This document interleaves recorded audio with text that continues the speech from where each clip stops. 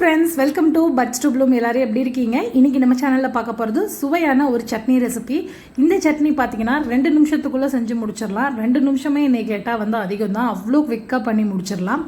இப்போ இந்த சட்னி வந்து எப்படி செய்கிறதுன்னு நம்ம வீடியோக்குள்ளே போய் பார்ப்போம். அதுக்கு முன்னாடி நம்ம சேனலை சப்ஸ்கிரைப் பண்ணாத ஃப்ரெண்ட்ஸ் ப்ளீஸ் சப்ஸ்கிரைப் பண்ணிக்கோங்க. கூடவே பக்கத்தில் இருக்க பெல்லையும் கிளிக் பண்ணிவிடுங்க. இப்போது இதுக்கு ஒரு மிக்சி ஜார் எடுத்துக்கோங்க. இதுக்கு நான் வந்து 3 பெரிய வெங்காயம் மீடியம் சைஸில் உள்ளது எடுத்திருக்கேன். இந்த 3 பெரிய வெங்காயம் நீங்கள் சேர்த்திங்கன்னா அதுக்கு தகுந்த அளவில் மித்ததெல்லாம் சேர்த்துக்கலாம். இப்போ 5லேருந்து 6 பூண்டு பல் சேர்த்துக்கோங்க.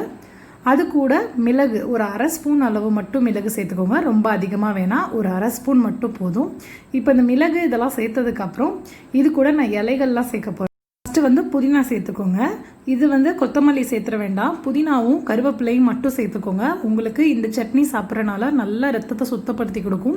முடி வளர்கிற பிரச்சனை நல்லாவே உங்களுக்கு சரியாகும். நீங்கள் வந்து அடிக்கடி உணவில் இதெல்லாம் சேர்த்துக்கலாம். இப்போ இது கூட 2 பழுத்த தக்காளி சேர்த்துக்கோங்க. அதிக தக்காளி வேண்டாம், 2 தக்காளி சேர்த்துக்கோங்க. தேவையான அளவு உப்பு, ஆனால் புதினாவும் கருவேப்பிலையும் கொஞ்சம் கூடுதலாக கூட நீங்கள் சேர்த்துக்கலாம். இப்போது சட்னி அரைச்சதுக்கப்புறம் எண்ணெய் காஞ்சதுக்கப்புறம் கடுகு போட்டுக்கோங்க. கடுகு, உளுந்து, கருவேப்பிலை, அது கூட பெருங்காயத்தூள் 1 சிட்டிகை, மிளகாய்த்தூள். நான் வந்து மிளகாய் வந்து எதுவுமே காரத்துக்கு வந்து காஞ்ச மிளகாய் வரமிளகாய் போடாமல் மிளகாய்த்தூள் போட்டு நம்ம சட்னி இதில் சேர்த்துருவோம்.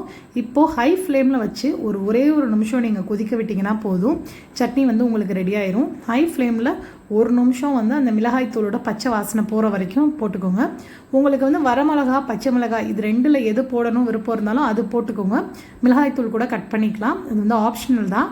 ஆனால் மிளகாய்த்தூள் போட்டிங்கன்னா இது ஒரு தனி சுவையாக இருக்கும். இப்போ பார்த்தீங்கன்னா நமக்கு சட்னி நல்லா கொதிச்சிருச்சு. நான் சொன்ன மாதிரி ஒரு நிமிஷம் ஹை ஃப்ளேமில் இருந்துச்சுன்னா அந்த பச்சை வாசனை போய் சட்னியில் இருக்க எக்ஸ்ட்ரா தண்ணியெல்லாம் வற்றிடும். லாஸ்ட்டாக ஒரு 2 ட்ராப் அளவு மட்டும் எலுமிச்சம்பழத்தோட ஜூஸ் சேர்த்துக்கோங்க. விதைகளை நீக்கிட்டு சேர்த்துக்கணும், விதையோடு சேர்த்துறாதீங்க. நான் விதையை எடுத்துகிட்டு அப்படியே டேரெக்டாக பிழிஞ்சு விட்டேன். ஒரு 2லேருந்து 3 ட்ராப் வரைக்கும் சேர்த்துக்கலாம்.